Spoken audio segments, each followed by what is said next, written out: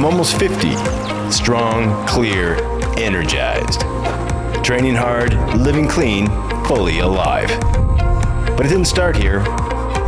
30 years ago, I was diagnosed with multiple sclerosis, and I felt hopeless. But I chose a different path. No meds, just science, discipline, and results. Now I'm symptom-free and asking the tough questions that move us all forward. This is Hope and Health. Let's go. I'm excited to introduce you to Kat Finnerty. Kat was diagnosed with MS in 1996. Through sheer resilience and determination, this mom of three overcame severe mobility issues, going from barely being able to walk to running again at 51. Well, first of all, thank you so much for joining us today. Matt, such an immense pleasure. Thank you. You know, Kat, right now you are going through something that every single MS patient thinks about and worries about, a relapse. Can you tell us what's happened and what's going on? Yeah, boy, this is a tough one. After spending 12 years teaching about how to live well with MS and having an incredible recovery, in my 30s, I could hardly walk. And then coming back from it and doing a lot of what you do, actually, and promoting healthy living and thinking, and it's always in the back of your head. It is like, I'm not an idiot, but you sort of feel like it's okay, it's not going to happen. And then last week, I started going numb. My right foot, I thought, nah, and I just ignored it. And I thought, you got to think about this now. It's happening. It's really happening. And so I wrote a book about how to become a master of disaster. And I'm like, this is showtime.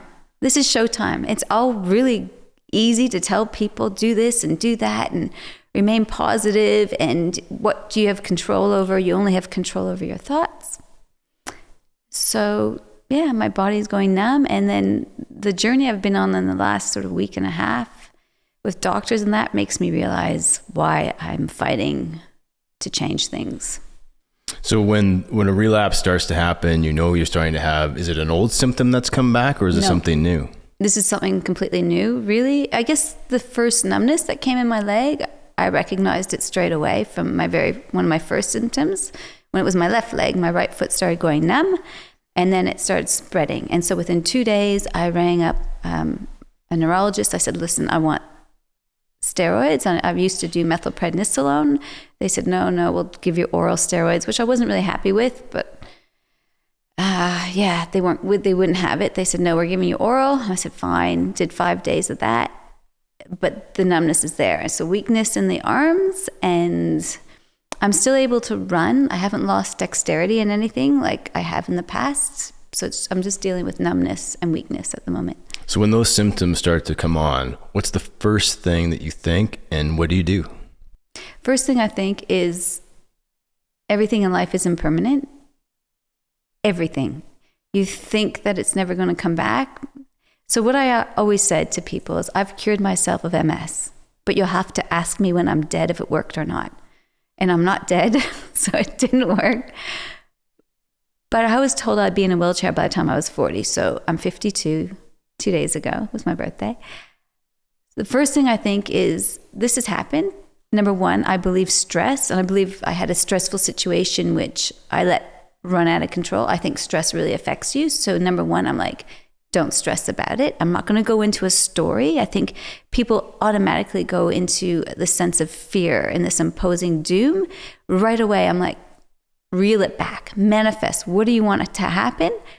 I want it to be fine. I'm going to recover. I'm going to be fine. So I really, every time a thought of dread comes into my head, I switch it, I ditch it, and I replace it with the thought that I want. Mm-hmm. And what about like action? What actions do you start taking? Do you start relooking at your diet? Do you start relooking at some of the exercise that you're doing? Is there something, part of the program that you've maybe let off or you've got to put back in, or maybe something that's not working? And what's that process for you to refine going forward? Yeah, so I was diagnosed 26 years ago, and I met George Jelnik when he was basically starting, it wasn't even OMS then, And I spent a week with George Jelnick at the Guller Foundation and was hard on the diet, meditation. So I was strict on diet for nearly 8 years. And I was strict on diet for nearly 8 years. And then I let it slip, although I'm still pretty good. I'm not perfect. Because I think you only do a therapeutic diet for a certain reason, and that's to stop something. And I was at the mindset after my stem cell and all these other things I've done, I was fine. I was good. So I let the diet slip. So definitely I'm strict back on the diet. As far as exercise, really interesting you asked that, because I went to the MS clinic in Toronto, and I had already had this appointment to see these physios because I can run. I'm back running 5 kilometers, but I have a funny gait. And I'm like, they said, oh, you should see someone. And sometimes I fall over. And I went there and they're like, you have to rest, be careful. Don't work too hard. Don't, when you're going up the stairs, hang on to something. I thought, oh my God, if I didn't have the mind I have, I'd just go straight into victimhood. Mm-hmm. So I'm just like, exercise, ramp it up. Right. Now, if we go back to diet, diet is obviously, nutritional strategies are a big part of my program and a lot of the things I advocate for. What things in your diet do you think that you say you were strict before? What types of foods did you let back in? I let back in dairy, mostly dairy. I eat a whole foods diet, and I teach healing with whole foods. That is really part of what I do. But dairy was one thing that I let back in for sure. I still stay away from fried foods. I still try to stay away from gluten, but mostly dairy. Dairy. So on a day like today, or once the relapse happens, where do you go with that? Do you just stop it all together? Do you do a reset? And where are you today, like talking to me? Yeah. So I'm kamikaze. I'm someone that believes what I put in my mouth is not as important as being able to walk. And I think it's someone that's got a peanut allergy eats a peanut. They know right away. But something with like MS, you don't realize that it's the buildup. You can't correlate necessarily, I had ice cream that day and now I've had a relapse. So it's reminding myself that yes, it's really important, and nothing is more important than staying well. And so it's like, and I'm someone too that, and George Jelnick taught me this with diet. You can sit there and focus on all the things you can't eat, or focus on all the things that you can eat. And that's a choice. And I always say, you can always choose how long you suffer for. And I can suffer and think, I can't eat this anymore. I'll go, yeah, so what? There's so much I can't eat.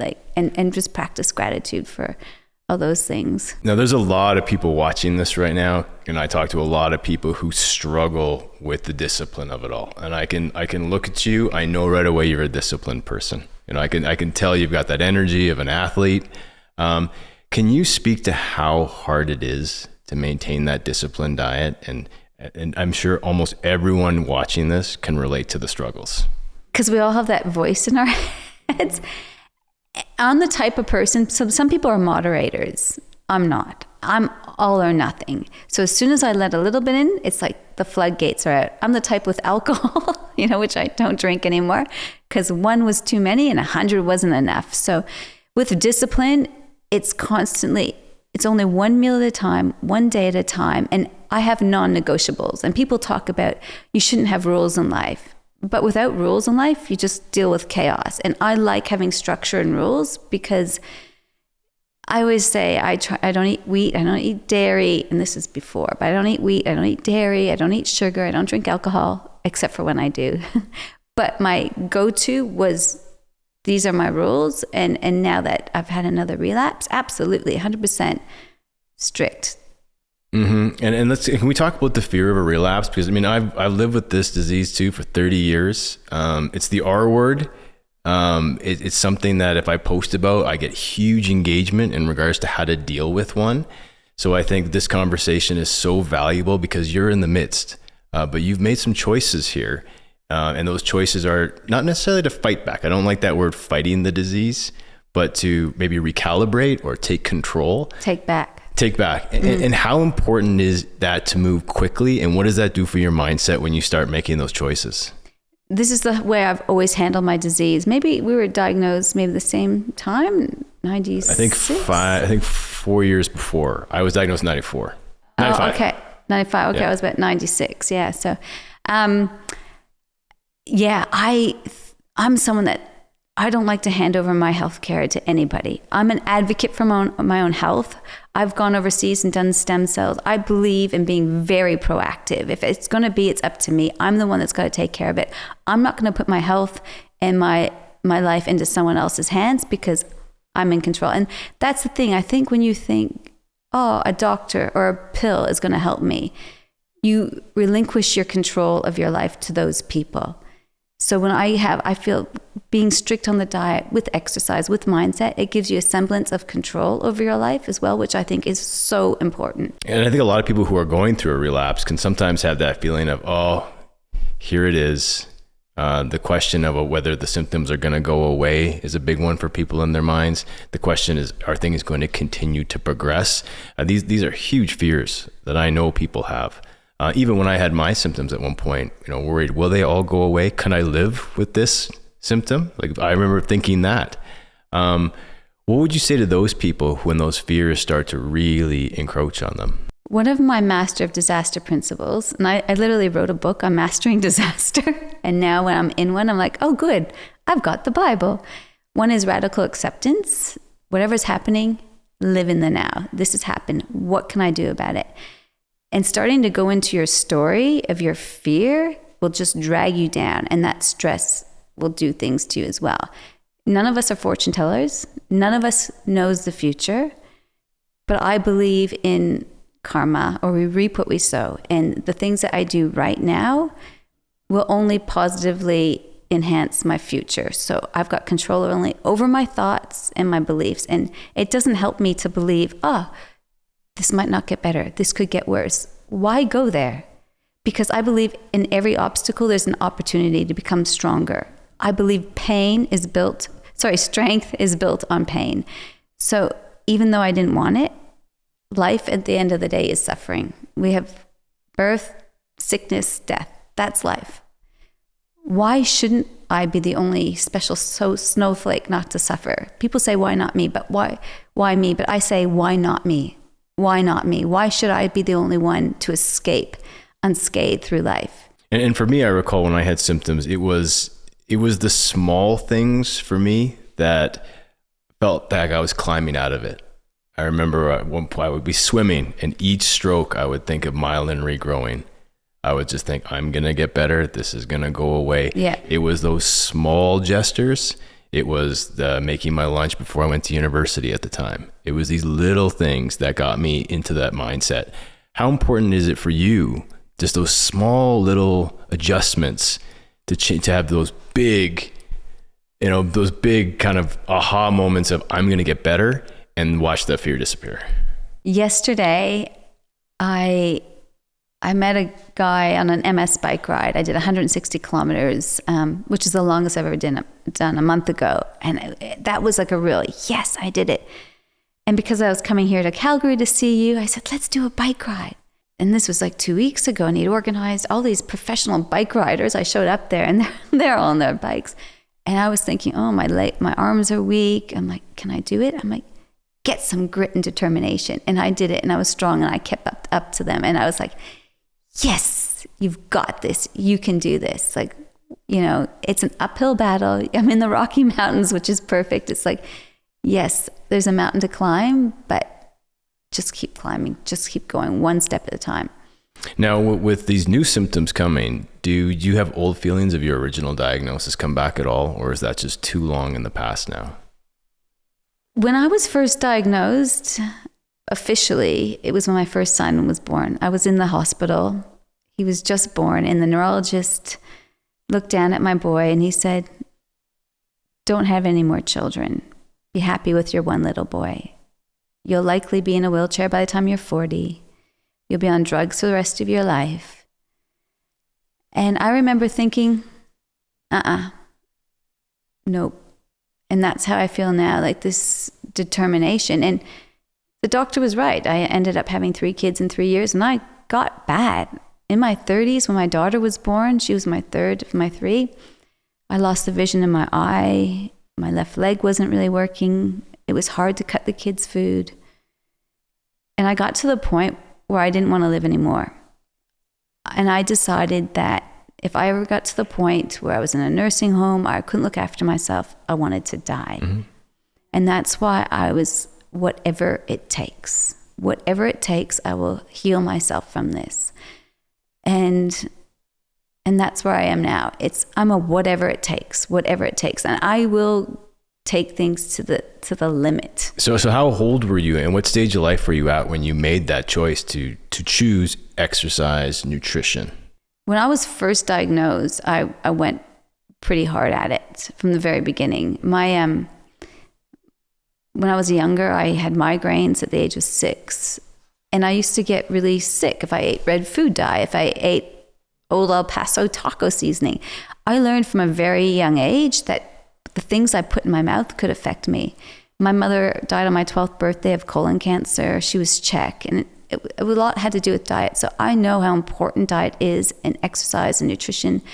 So I did have that background, and I was like, no. If there's one thing I can control, it's how I think, it's how I move, and it's what I put in my body. And those are the things I have control over, and that's what I'll do. So when you started doing that, did you start to feel recovery or experience recovery? 100%. Not only did I feel better, I still had the symptoms. My left leg still dragged, but I definitely felt so much better when I got really strict. So I think when I first got diagnosed, and there wasn't much information. I think Swank was really the only one back then. So it took me a few years to really get strict on the diet. So I don't think I got strict on my diet until my daughter was sort of 2 or 3 years old. So maybe 5 years in, that's when I got really strict. And I came off my medication as well. And I was only doing that. So then how did things get difficult in your 30s? That was my early 30s, yeah. So in my early 30s, when my daughter was born when I was 30. Got it. Then I got really strict on diet. That's when I did met George and then got really strict on the diet. It took me a few years to get really strict, and then I went from there. So from the point of diagnosis to the point you got strict, that's when you had the hard times? Yes. And then by going on to the nutritional strategies and exercise, that's when you turned it around? Yeah. I had 3 kids in 3 years. My diet wasn't great. Plus I kept having kids. I was good, but I wasn't that strict. And so then after my daughter was born, I was really bad. And that's when I met George and went crazy went non-negotiable. Yeah. Now this is a huge challenge. I mean, I think it's roughly 75% of the people diagnosed with MS are women. A lot of them have young families during that stage of their life. Mm-hmm. How hard is it to be able to stick to the diet, to the program with a young family? I literally would make my kids food and I wouldn't even taste it. I was so strict. And I'm someone that really believes in making life simple. So I'm happy to eat the same thing every day. I didn't make life difficult. I don't expect people when I go to their houses to make special food for me. I'm like, I'll take my food. Don't worry. It's good. I'm okay. I'm not going to die if I don't eat.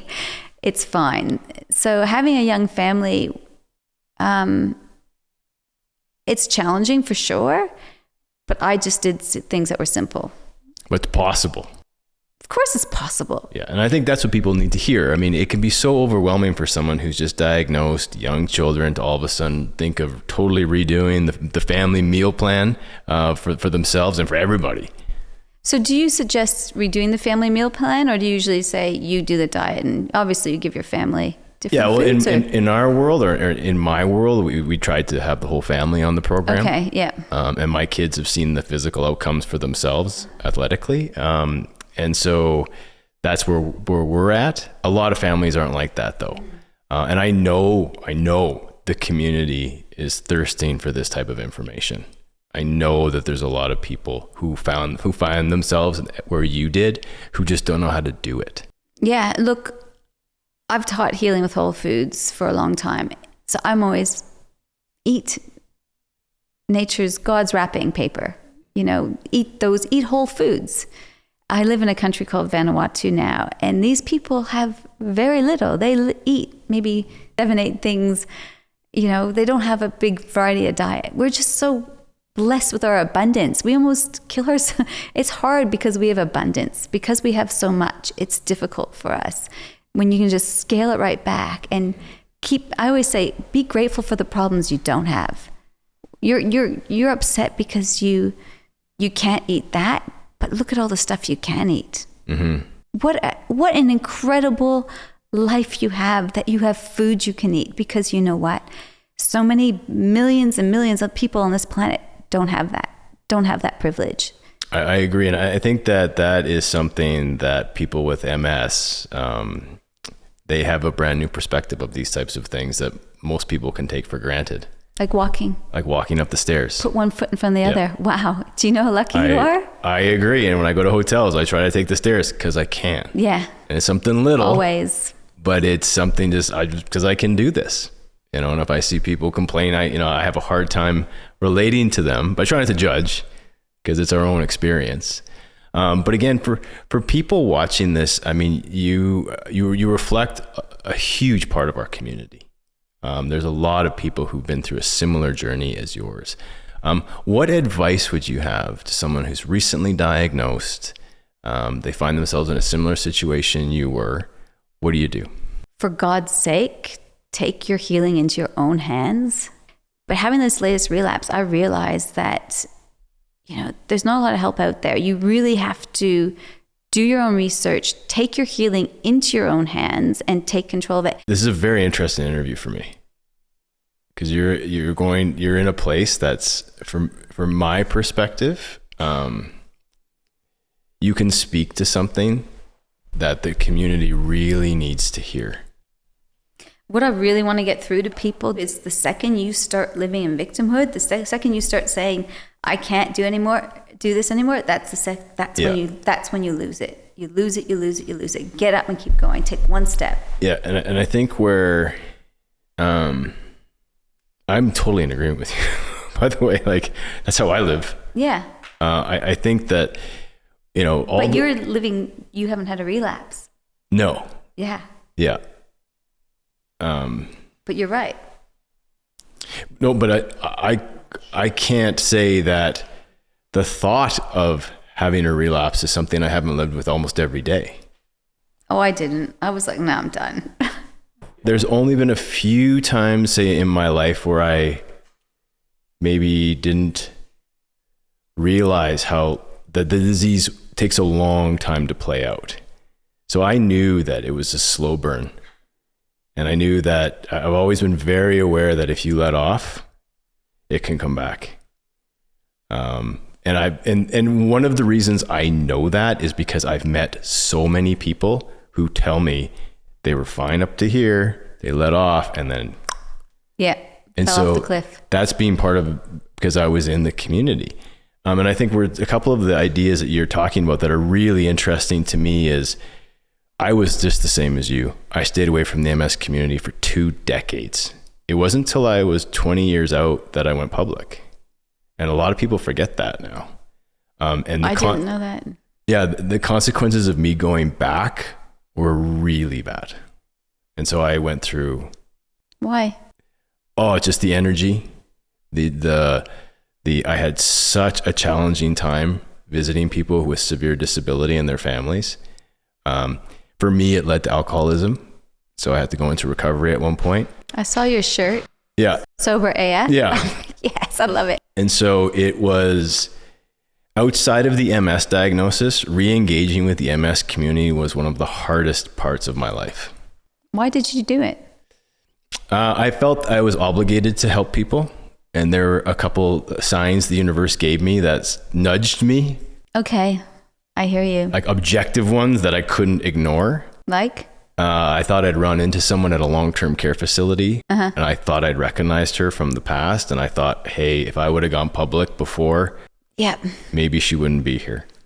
My parents had an event that didn't go so well, and I thought, hey, I got to help them. Because they were doing the charity and I was in the back seat, trying to live my life. I had 2 kids and I just didn't want anything to really do with it. And just like you, I didn't like going to support groups. I didn't like going to that energy and that type of thing, right or wrong.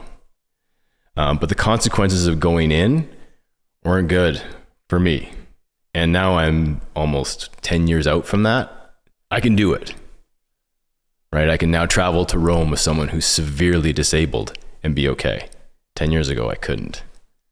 And so hearing your story and knowing that you've just re-entered, and that you're also reliving your story, there's something there.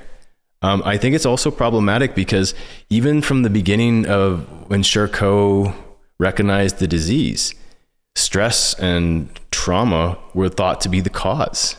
We know that a huge percentage of the population had childhood trauma as part of the story here. We know this is part of what it is. So the complexity psychologically around the diagnosis and around how the body got there. I'm not the one to unpack that and I don't even really know how it all works, but to jump to a state of not being a victim, I think can be a big hurdle for people. I always say, what would your future self want you to do right now? Would it be to throw a great big pity party? And another thing that's huge, my happiness is no one else's responsibility. My suffering is no one else's fault. I am the master of my disasters, and I'm the creator of my detonators. Me and myself alone. No one else. Whatever has happened in my past has happened in my past. How I deal with that is my decision. So the longer, and this is why I'm big on dropping the word trauma. Does things happen? Yes. If you're alive, if you have a heartbeat, you're going to have problems. You just are. We're all going to have a history of past. How long you carry that pain for you is a choice. And who's it serving? And another thing I always reflect on, and this goes back to when my husband left me on my 40th birthday. I was actually part of a 2-year trial for CCSVI. I was lying in a hospital bed about to go in for this trial, and my daughter rang. She said, "Happy birthday, Mommy." I said, "Thanks, honey." She said, "Your friend slept over in your bed last night." I was like, really? And I got home, and 15 years of marriage, 3 kids, that was it. But by that point, I had been studying Buddhism for 12 years. I'd dealt with MS for so long. I've had so many things happen in my life. I thought, this isn't the worst thing that can happen, actually. But the most important thing, I have 3 kids. If I don't let go of this pain, I will transfer my pain to my children. So immediately I was like, you can suffer for 12 hours, 12 days, 12 years, or a lifetime. But the length of time I suffer is entirely my choice. And I chose 12 hours. And that's the thing with your story, with whatever happens. How long are you going to hang on to it? When can you just accept what's happened and let it go? I think it can be a challenge for people to be able to reframe those events as opportunities for growth, opportunities. Sounds like a cliche. It does. Yeah. It's hard to do. And so how would you recommend that someone who, let's say, has gone through something terrible in their life, what are the steps they can do to reframe that in their minds? I always say, be grateful for the problems you haven't got. What is going right in your life? Because it's so easy to go, this is wrong and that's wrong. And I have a really interesting story. When I was probably 34-ish, I guess. I was still not really, I had 3 kids in 3 years. I have 2 boys. One's called Search. The other one was called Destroy. And then a daughter. That was easy. But I got to the point where it was hard to walk. I used to use their prams to walk as my walker. I ran gyms, I ran fitness classes, and I couldn't teach a step class, so I'd always have to modify what I was doing. But I really hit it pretty well. I mean, people saw me struggling to walk. And I decided that I had to find some peace or I was going to drive into a tree. Like, I didn't want to live anymore. Being a fit person and having a certain life, I thought, I don't want to, if it gets to the point where I can't walk anymore, do I want to live? And I didn't. And I thought, I was reading a book at the time called Eat, Pray, Love. And I thought, if Elizabeth Gilbert can find happiness in India, so can I, and peace. So I thought, I'm going to leave my husband and children, and I'm going to move to India, and I'm going to find myself a guru. But who leaves their family? But anyway, I found a Buddhist class in Melbourne, and the first class changed my life. Because I went in there and I said, my life sucks. I'm 30 years old. I can hardly walk. My legs are aren't working very well. I've got MS. I live in the middle of nowhere. I've got 3 kids who, yes, I love, but they drive me crazy. I was having issues with my husband because, of course, you take your frustrations out on the people that are closest to you.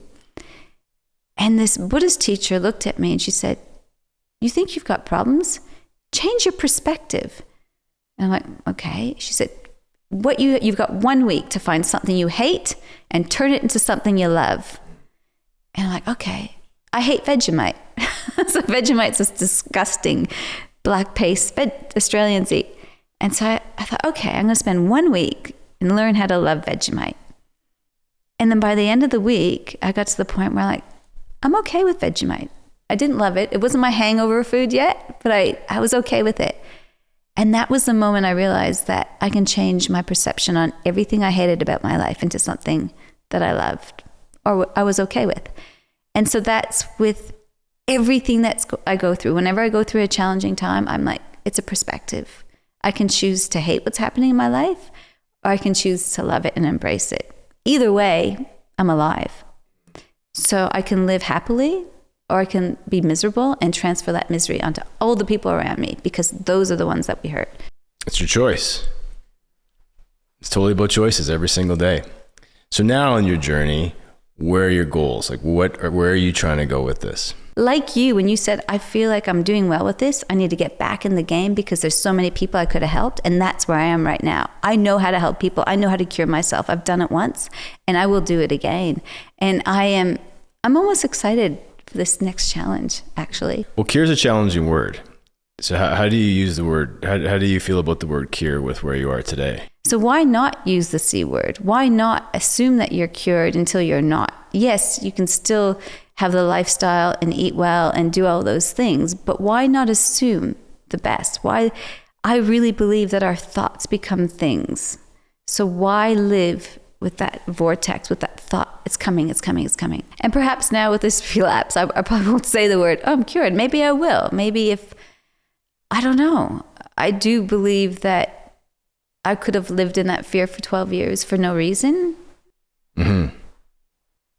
And it helped me to think that way. And I think I did so well and recovered so well because of that belief. So it's hard to rewind the clock. And we're talking somatics. We're just talking words and beliefs. Mm-hmm. But for me, that belief worked well for me. But I understand what you're saying. If you think you're cured, almost like I did, it's like, I don't have to worry so much anymore. Where you're saying, no, it's something lifelong and you have to manage it. So keep managing it. And that totally makes sense to me. Yeah. And I think that my perspective is, watching your story where you are now, I think and I'm in agreement with you. I think that negative events come in this reality to help you shift. Mm. And so then they come and the question is will you shift? Will you process the information that normally comes with these events that are given to you? I believe the universe gives you the information very quickly to make those right choices. And that's why I'm so interested in what do you do now? Yeah. So you've just had the relapse. It's kind of shaken the world a bit. You're not alone. I guarantee there's people watching this right now who are going through a relapse. And I think that with your story right now, what would be so important for the community is what you're going to do now. You came back into this world to spread your message of living proof, similar to me. And I think it's really important to be that living proof and to see, is this true? Is this working? Mm-hmm. Absolutely. I'd love to share with people and give people and almost take people with me on the journey so that they're not living that fear or that anger or that space, because I believe that they say we only die once. Mm-hmm. We only live once, sorry, but I don't believe that. I believe that we live every day, but we only die once. And so with this life that we live every day, we have a choice how we live it. And I believe in being a really positive person in this world and spreading love, kindness, compassion, not just to others, but to myself. And that to me is the meaning of life, not to be suffering, not to live in fear, but to go, this is what I've got. Mm-hmm. What can I do with it? And what you're talking about for me, you're talking about something much bigger than MS. It's a whole life change and how you perceive and your perspective on the world and all things and people and events. And how much energy does that take to have that constant question of how am I seeing this? can I see this in a better light? Do you know what I'm trying to ask? Like, let me ask you this. Yeah. How much more energy does it take to see everything going wrong, to live in your misery and depression? How much more energy does that take? Here's a question I would ask you. Do you think that's the default? What? Like for most people, the default mechanism is towards the negative. And so and if we agree to that, which I think it is, then I would say a lower amount of energy. Like if the default is to go negative, then it's like, that's the automatic. Whereas the D is to work against that. That's where I'm asking, like, how do you get that, can maintain that amount of energy to constantly be like, nope, not going to go there. This is why my book and what I teach it's a counterintuitive approach. It's counterintuitive. I always say it takes as much energy to give love as it does to give hate, but with very different results. So what I'm talking about is not something that's easy to do. Never let a good disaster go to waste means that without some sort of spiritual training, you will always be the victim of whatever disaster is around the corner. So what I'm talking about is something I trained hard for 40 years to become a master of disaster. Everything I went through and all my journey with MS and my years of studying Buddhism philosophy, it doesn't come naturally. No, it takes effort. It takes work. But I do it for the results because, yes, our default mode is just to sink down in suffering. And as human beings, we need that. Otherwise, I love Vanuatu. It's the happiest place on earth, the people. But there's no impetus to change. They're just like, we're content.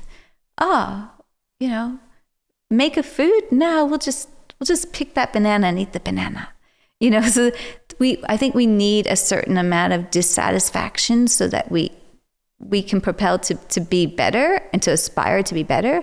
Contentment is not complacency. Contentment is not going, I'm happy now, so I won't do anything.